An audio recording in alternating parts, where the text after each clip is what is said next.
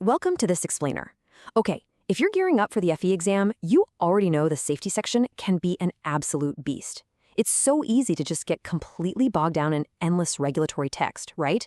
Well, today, we're going to bypass all that. We're translating the high-stakes reality of industrial hazards into the exact, automatic associations you need to just crush this test. Our goal here isn't to blindly memorize some heavy handbook. Nope. We want to fundamentally understand these environments together. That way, you're going to instantly recognize the dangers, connect the core engineering principles, and confidently pick the correct answers on exam day. Let's get into it.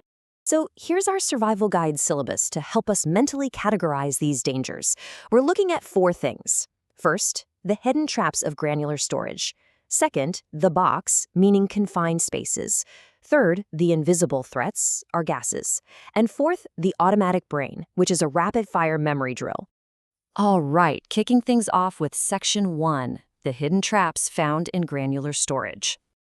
It's actually kind of fascinating and honestly completely terrifying how everyday materials like corn or wheat can become lethal death traps just based on how they're stored. Think about this fundamental equation. Grain removal equals an engulfment and suffocation hazard. When grain is drained from a bin, it doesn't just lower evenly like water draining out of a bathtub. Instead, it flows straight toward the center, creating this really dynamic downward-pulling funnel, kind of like a giant hourglass. If a worker is standing inside, they can be rapidly pulled right into that moving funnel, engulfed in literally seconds, and suffocated by the immense weight and lack of breathable air. So, for the FE exam, you've got to form a permanent link in your brain. Grain removal instantly means engulfment and suffocation. And then we have this chronological trap known as bridging. It's wild how this actually happens in the real world. Basically, a false, solid-looking surface hides completely empty space beneath it. It all starts innocently enough with simple condensation on the silo walls, but that moisture leads to localized spoilage. Then, that spoiled grain binds together and forms a hard structural crust across the top layer. So, when the good grain underneath is eventually removed from the bottom, that crust just stays rigidly suspended in the air. It literally creates a bridge. From the top, it looks like a totally full bin, but if you step on it, there's no way it holds you. You break the bridge, fall right through into the void, and you're dealing with immediate engulfment. Now, beyond the grain itself, the dust generated during handling introduces entirely new categories of danger, and the FE exam loves to test this. This dust isn't just an annoyance you brush off your shirt. It can harbor toxic yeasts or molds that attack your respiratory system. It can displace the air, severely depleting the breathable oxygen around you. And, this is incredibly dangerous, organic dust suspended in the air creates a massive explosion hazard. Because the total surface area of millions of tiny dust particles is so huge, just a single spark can ignite the entire cloud instantaneously. It goes up like a powder keg. So when you see grain dust on the exam, instantly check off your mental boxes: toxicity, low oxygen, and explosion. Moving right along to Section 2, confined spaces, or what we like to call the box. Let's see how this builds our understanding of workplace boundaries. Now, the absolutely crucial point here is that a confined space doesn't have to be some subterranean vault or a chemical tank already filled with toxic gas. Those terrifying characteristics aren't actually part of the basic definition. To be considered a confined space, a location just has to fit 2 structural restrictions. It has limited or restricted means of entry or exit, and it's not designed for continuous employee occupancy. That's it. So pits, agricultural silos, long pipelines, basic manholes, even newly constructed empty water tanks, they all perfectly fit the bill. Now, OSHA elevates that basic definition to a permit-required confined space, the very moment it introduces just one serious danger. This could be a potentially hazardous atmosphere, or maybe an engulfment material, like the granular storage we were just talking about. But pay attention to the structural trigger, the actual configuration of the space itself. Inward converging walls or downward sloping floors that taper into a smaller area can easily trap or asphyxiate someone, basically acting like a physical funnel.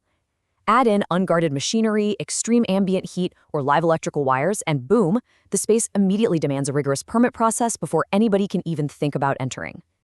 Okay, let's jump into Section 3, the invisible threats, focusing on gases and sensors. What's really fascinating here is visualizing these invisible chemical threats lurking inside those confined spaces, and understanding the core engineering logic we use to detect them. Because gas behaves predictably based on physics, gas sensors cannot just be slapped randomly on a wall at eye level and called good. Not at all. Placement depends entirely on the molecular weight of the target gas relative to the surrounding air, combined with the source location. The principle is beautifully simple, yet literally life-saving. A gas lighter than air tends to rise, and a gas heavier than air sinks to the lowest possible levels. Your sensor placement absolutely must match that physical reality. Let's look at a prime example, hydrogen sulfide, or H2S. This is a heavier than air gas that sinks down into poorly circulated corners and trenches, and it is terrifying. Why? Because it pulls a biological trick called olfactory fatigue. It literally steals your sense of smell as the danger increases. At very low concentrations, we're talking 0.1 to 1.5 parts per million, it has that classic, highly recognizable rotten egg odor. At 2 to 5 ppm, it actively starts burning your eyes and throat. But cross above 30 ppm and the smell bizarrely shifts to something sickly sweet. And if it hits between 100 and 150 ppm, it knocks out your olfactory nerves entirely. Your nose just totally shuts off.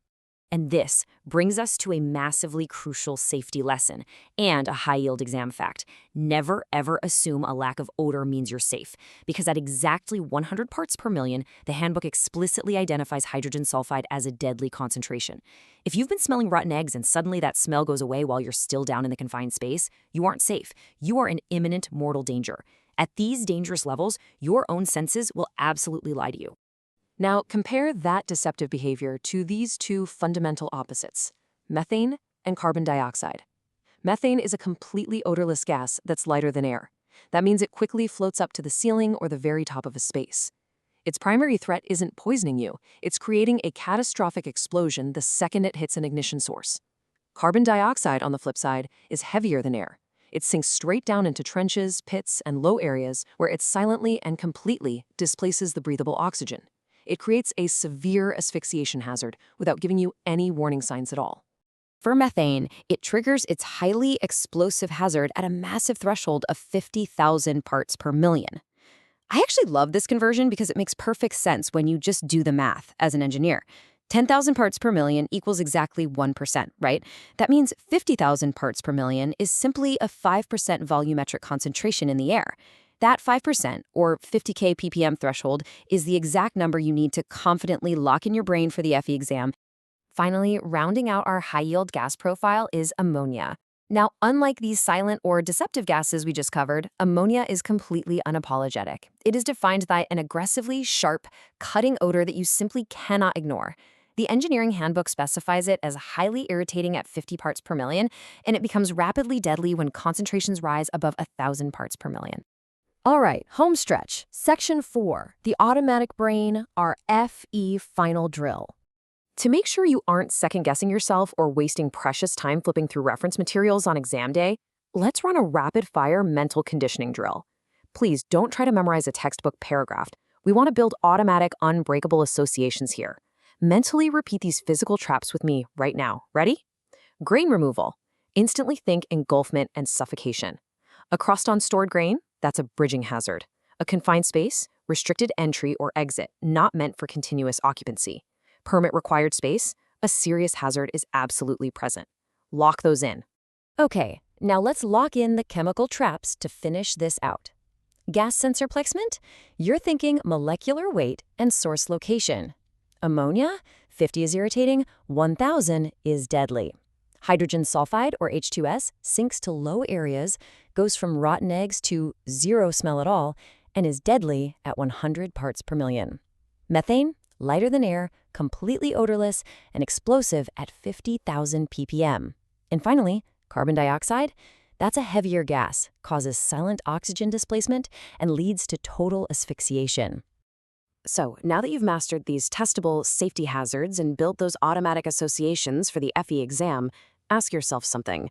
Knowing the absolute science of invisible gases that steal your sense of smell and the hidden physics of sudden grain engulfment, would you ever really trust your own physical senses on a job site? Or would you rely strictly on the engineering science and objective measurements we just covered? Take that analytical mindset with you into the exam room, and more importantly, into your engineering career. Thanks so much for joining me on this explainer, and good luck.